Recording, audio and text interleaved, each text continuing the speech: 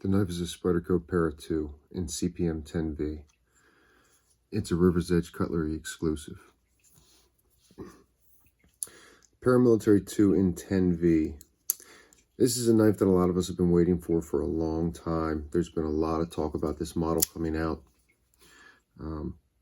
There was a lot of push for River's Edge Cutlery to do the exclusive.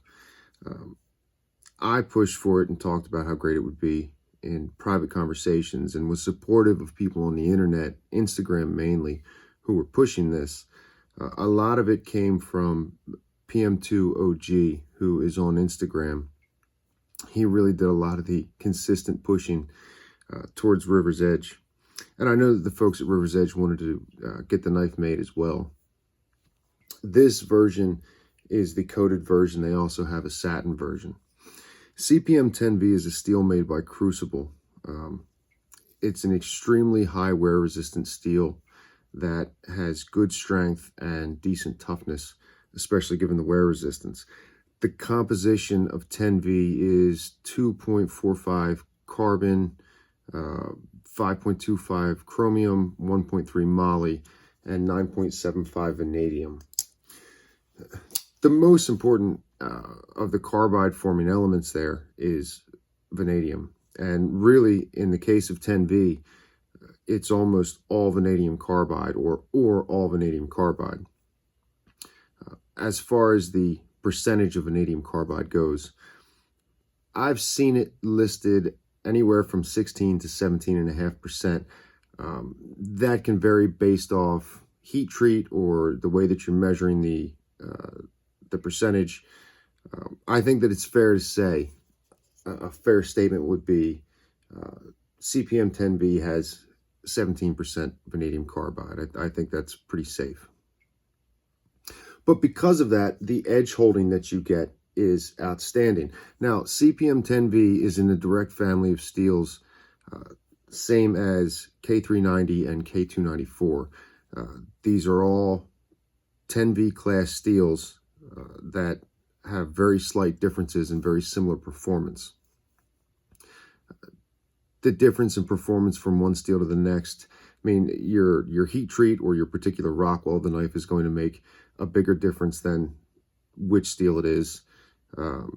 How you're using the knife is going to make a difference, a bigger difference with longevity and performance as opposed to which one of the steels it is. And of course, the sharpening that you do is going to make a bigger difference.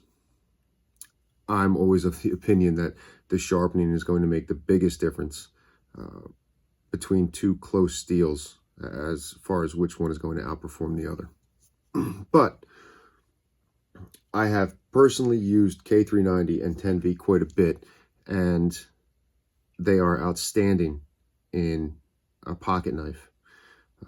In a modern folder, I think that they really stand out. And really, if you're talking about a model like the Para Military 2, these are the steels.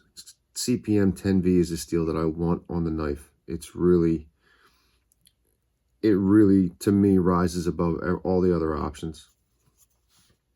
So, in getting the knife, it's a brown handle. It's a nice color combination with the coated blade. Hardware is all black. Clip is black. I don't know. To me, this knife just screams that it wants to be used and wants to be beat up. I'm looking forward to really putting this through a lot of use and carry time and getting it dirty and scuffed up. I did want to do some cutting for this video, and I worked with a number of different materials, starting on cardboard, and worked with that just using the factory edge. The factory edge was good. It was a step or two below hair whittling. It was catching on the hair a bit, making it jump, but not much more than that. It blew through the cardboard, no problem. Really wasn't an issue. After the cardboard, I moved on to wood, working with a block of pine. And the PM2 really stands out to me as to how well it will go through wood. I mean, some of the cuts that I was making, they were just digging in so deep, and the model excels at that. After the wood, I moved on to rope. I wanted to cut it several different ways, really see what was left of the factory edge. The knife did fine. I'm very much of the opinion that the Paramilitary 2 has outstanding ergonomics. I've heard people try and pose arguments against me on that one. I'm not comparing it to customs with specially made handles and that kind of thing, but as far as production folding knives go, and what I would consider a knife that could easily sit as a workhorse design, or a tactical knife, or an EDC knife, I think that the Paramilitary 2 excels ergonomically. I certainly never have any issues with it. It's really the model that I prefer the most. A big piece of that is the lock. The compression lock it's my favorite lock out of anything on the market. And I guess a close second would be a back lock. I'm not really concerned with a folding knife in having the strongest lock that there is. Certain users with certain models, that makes a difference, and that's fine. That's a fair stance to take. It's a fair argument to have. That may be something that you're interested in given your use. For me, it really doesn't matter. I don't put a lot of pressure on the back of the blade. I don't need a lock that can hold 600, 700, 800 pounds. It's really not what I'm concerned with. What stands out to me about the compression lock is the ease of use from it. If I take the knife out, I do with it what I need to do, and I can put it away quickly and easily. That's what makes it stand out to me. And again, it's really what I prefer. And that's just an opinion that's been built from use, from actually carrying the knife and using it. After I was done with the cutting for this video, I needed to sharpen the knife. I have been using the OCB diamond waterstones from Veneve just pretty much nonstop. I've done a little bit with diamond plates, but these OCB stones really, really caught my attention, and I really like the performance that I saw. Constantine from Gritomatic reached out to me, and we had talked a while back, and he had said that they were working on a 2K diamond waterstone. As far as the OCB stones, previously they only went to 1200, the 1200 grit, which is a 2 to 3 micron. I had said to Constantine in a conversation through email that if they came out with a 2K OCB diamond waterstone, I would be interested in trying it. I mean, they had a 2K diamond waterstone before, but it wasn't OCB. And the problem with it was the binder got in the way of the finish. So while the abrasive was truly a 1 micron, the finish didn't come off like a 1 micron finish. And a lot of us in the sharpening community got it, and we tried it, and it was good, but that 1 micron finish we were expecting just wasn't there. So a little while back, Constantine reached out to me and he said, hey, we got the 2K OCB diamond waterstone. Are you interested? And I said, yeah, I'm extremely interested. So we talked about models and size and all that, and he sent one out to me.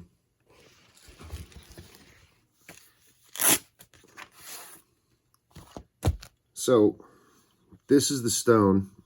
I haven't used it much, but for this sharpening, I figured I would go ahead and, why not push the limits? What else am I going to do? So I wanted to get this stone in the mix, and I really wanted to see what would happen with it. All of the 8x3 stones from Veneve are 100% concentration. You go on the website and you start looking around, and some stuff is 25% concentration and some stuff is 100% concentration. Any 8x3s, 100%. So for this sharpening, I started coarse. I had really worked the edge down on all those materials, and to the point where it was no longer shaving hair. Now, it was maybe 30 or 40 minutes of cutting total. The edge would have kept walking for a long, long, long time if I'm dealing with a working edge and I'm not worried about it being super sharp. I mean, it had more or less stopped shaving hair off my arm, But on a steel like 10V, if you're, I was having a discussion about this the other night with Big Brown Bear, and we were talking about the guys you see carrying an old knife, a $15 knife from the flea market in $4.20 whatever, and you take the knife from them, you check the edge, and there's just no edge there. It's just dead. And the guy will say to you, "Oh, it cuts fine for me. I think it's working great." And I said to Sean, I said, those guys are really getting the full life out of their edge, and they're really working it down to nothing. And I'm not saying that that's what I want to do. I can't bring myself to do it. But if you took a knife like this and you gave it to a normal user, I mean, I'm unusual. I'm a sharpener and a steel geek and all that, and I take things to ridiculous lengths because I enjoy doing it. But if you just use this knife as a knife, especially if you put, factory edge is fine, but if you really had a pro sharpen it, the length of cutting that you would get out of it before you really had to stop and say, this is done. The lifespan, not only of the front end sharpness, but the back end sharpness on a steel like 10V is just ridiculous. I mean, you're just going to keep going for so long. So, I mean, while this knife may retail for $160 or in that ballpark on release, and you look at it and you say, it's a lot of money. I mean, we in the knife community don't make a big deal out of it, but normal people would. But really what you're getting for that price, the build, the ergonomics, the materials, the geometry, the heat treat, all that, it's really an outstanding thing, and it really stands up to other products that aren't in that price range. At least that's my opinion of it.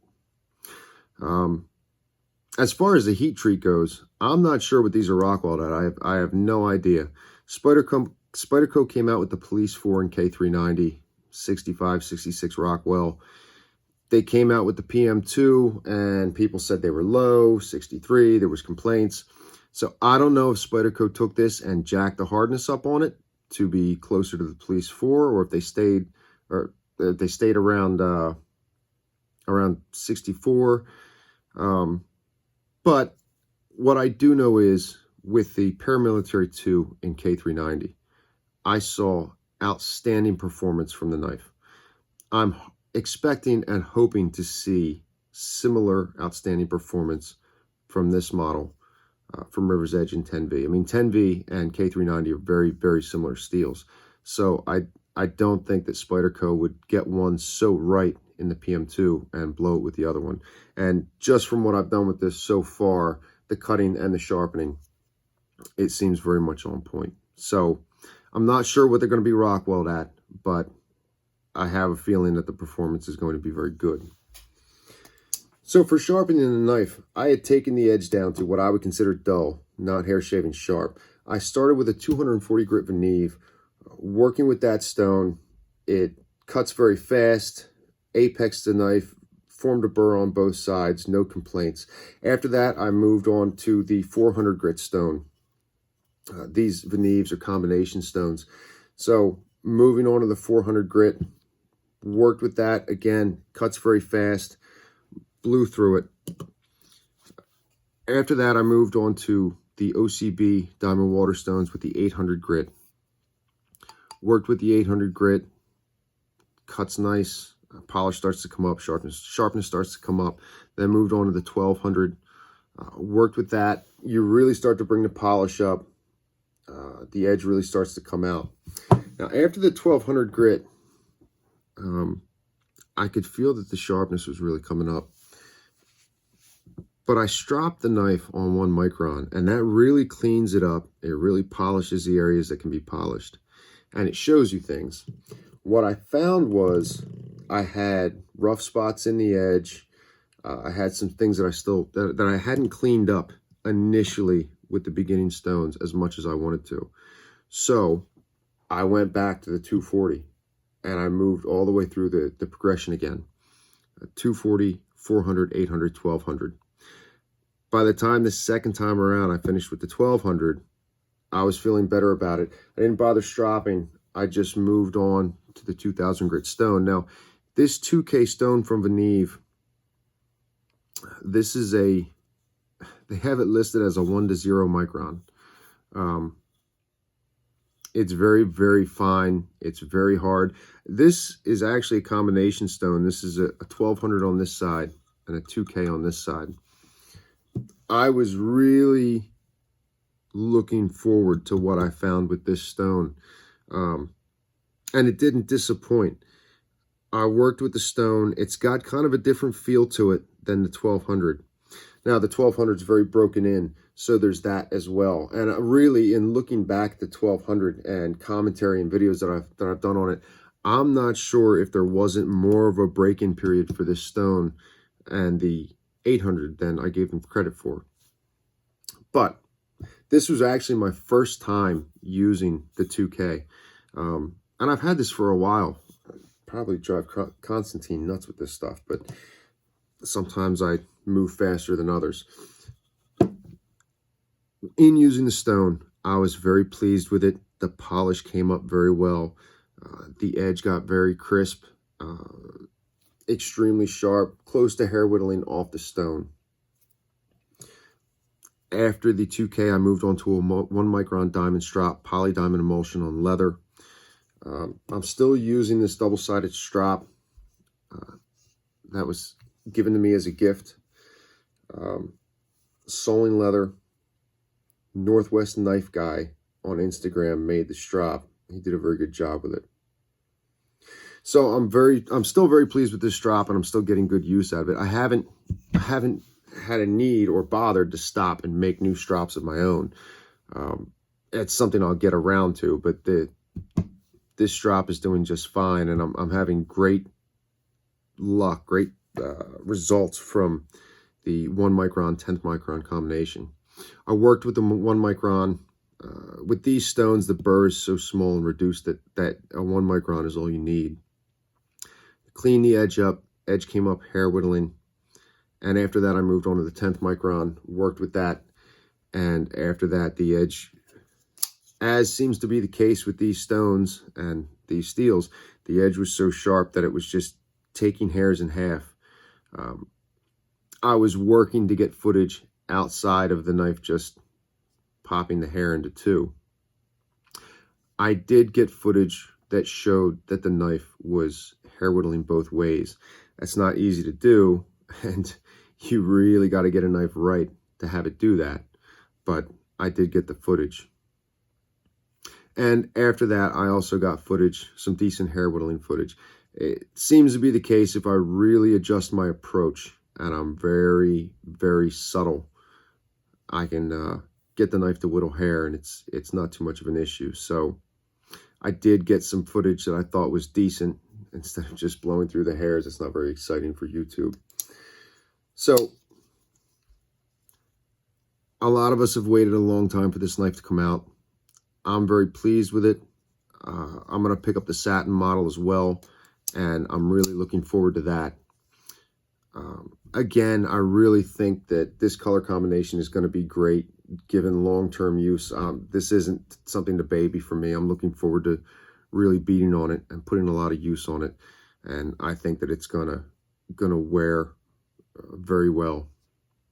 I think that Spyderco did a good job with it, and I'm glad that River's Edge Cutlery decided to do the exclusive. I really, really feel like 10V class steels are the steels that we should have. They're steels that we should be using in the knife community. And that's not to say that there's not some people who want something different. And for those that do, that's fine. Variety is great. But for me, and I think probably for a lot of other people, steels like 10V, I mean, this is exactly what I want on the knife, and I'm really glad to see it come out.